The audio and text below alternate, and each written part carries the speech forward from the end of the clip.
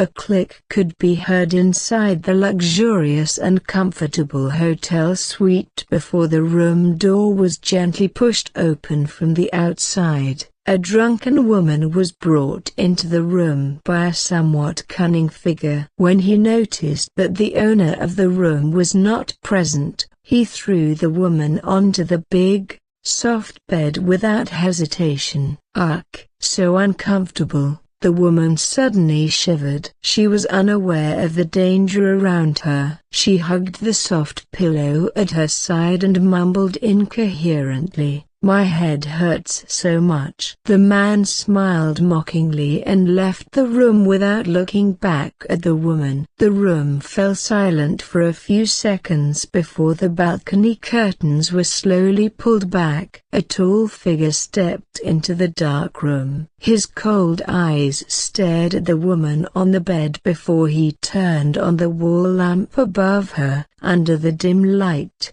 he lifted the woman's jaw and looked at her beautiful and pure face with a sneer. Apparently, someone had planned to take him down tonight. The perpetrator must have guessed that he would be in this room, so they took this opportunity to bring this woman into his room. He admitted that this was indeed a clever plan, but did they think he was a fool? In the last few days, the rumors about him had never ceased, and women were the most delicate subject he had to avoid. If he got involved with them, it would only cause him endless problems in the future. Ugh!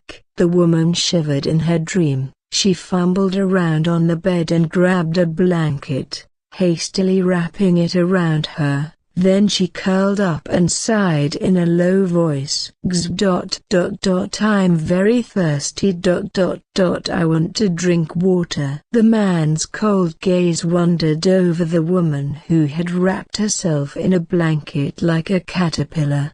Was she sent by Hangswigang? The man had no intention of staying in the room anymore. Just as he was about to touch the doorknob, he suddenly heard a noise from outside. He narrowed his cold eyes and lowered the hand that was on the doorknob. If Hangswigang was really the mastermind behind all of this, then everything must have been perfectly planned by him. He definitely could not leave this room without any casualties. And at this point, the woman was so drunk that she could not make out north, east, or west. She was useless. The man returned to the bed with an indifferent expression on his face. He looked down at the sleeping woman. The woman complained uncomfortably. We are going to get married soon. When will you take me to see your parents? Her murmur caused a sudden realization to leap into the man's mind. He stared at her beautiful face with a cold smile and his graceful eyebrows rose slightly.